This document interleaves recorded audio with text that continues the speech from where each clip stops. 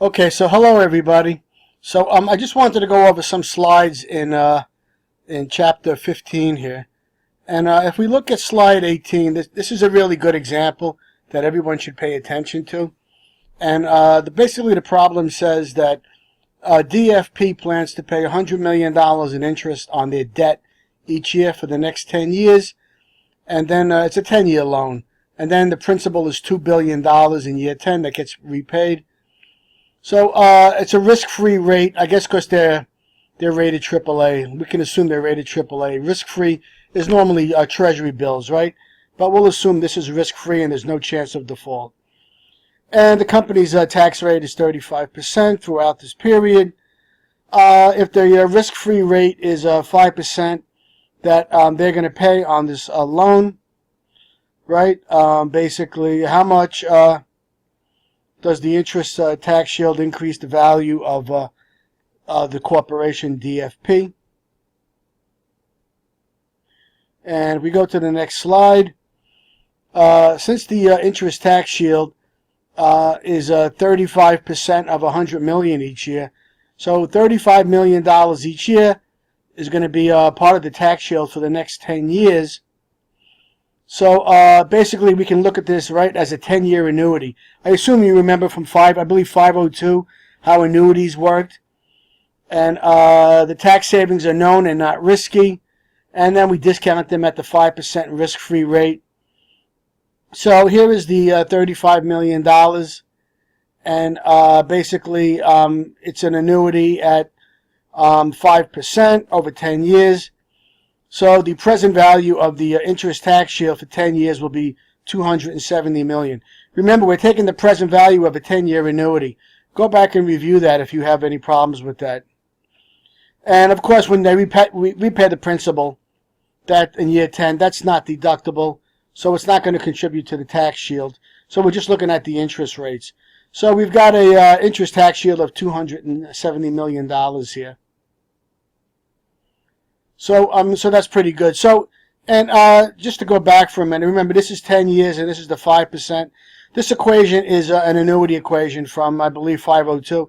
You may go back to earlier chapters in this textbook and see that. You could find that somewhere in the early chapters. All right, so there's another example here, which is very similar. They're going to pay $60 million in interest each year for 8 years, and then they're going to repay the principal of $1 billion in year 8. And their marginal tax rate will be 39%. If the risk-free rate is 6%, how much is going to add to the value of ALCO? And once again, we have $1 billion times 6%, and they're basically 39% tax rate. So it'll be $23.4 million for 8 years, which goes here. And again, it's an annuity over 8 years at 6%. And basically, you see the interest tax shield will be $145.31 million here. So it's very similar to this problem we saw right here.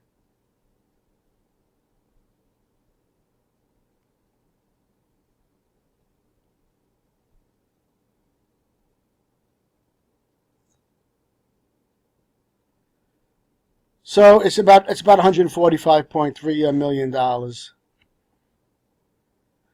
And of course, we're making a lot of assumptions here, right?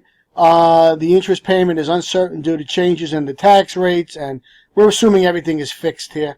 And it's, a simplification assumption here. Okay, so if we look at this problem here, one can see that we're going to assume here that debt is permanent, and it's not going to come into play.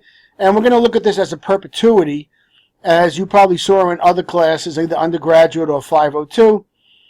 And the interest tax shield is going to be the marginal tax rate times the risk-free rate that they got to pay, right, times the so-called the amount of the debt, the premium. So the tax shield is going to be looked at as a perpetuity. And if we take this equation here, right, the present value of the interest tax shield is going to be TC times the interest divided by the risk-free rate here. And that's going to be equal to TC times RF times D, which you can see comes from right over here, which is how I get the interest, and I divide that by RF. So this is actually the equation of the present value of a perpetuity. Again, you can go back and look at that, and you can clearly see here the RFs cancel out, and I'm left with basically TC times the amount of the debt. So this is the tax shield with regards to a perpetuity. And this is another equation you should have on your sheet. It's good to know about this equation here. All right, so once again now, if the debt is priced and there's no arbitrage opportunities, no arbitrage implies no risk-free profits, as everyone should know. The market value has to equal the present value of the future interest payments. So the market value of debt has got to equal the present value of the future interest payments. And here you can see again this equation. It's TC, the present value of TC times the future interest payments. And we pull the TC out because that is fixed. And we get TC times present value of future interest payments. And that comes out to TC times D. And you can see that's kind of what we ended up with right here if I go back to slide 23. So these equations become important, and these are equations you should make sure you write down. Okay, so if we now look at this one equation here, and this is again very important. If we have tax deductible interest, the effective after-tax borrowing rate is going to be the interest rate 1 minus your tax base. And we're going to look at now the weighted average cost of capital, which is right here, the rate of return on your weighted average cost. And it's going to be the equity as a total of all your financing times your equity rate plus the debt over the total times RD times 1 minus the tax rate, since this is reduced. This again is similar to your mortgage rate. So if we simplify this equation and break it out, we end up with 3 components.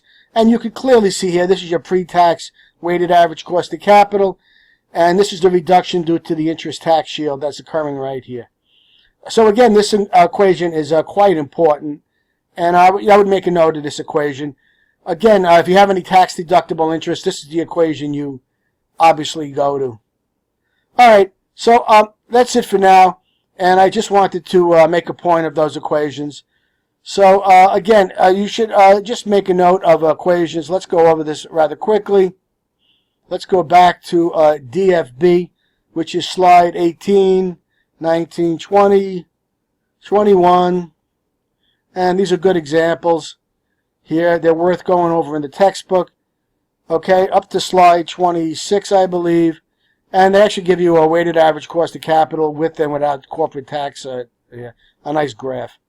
But otherwise, that's it for now. I'll be sending you more. Okay, everybody, have a good evening.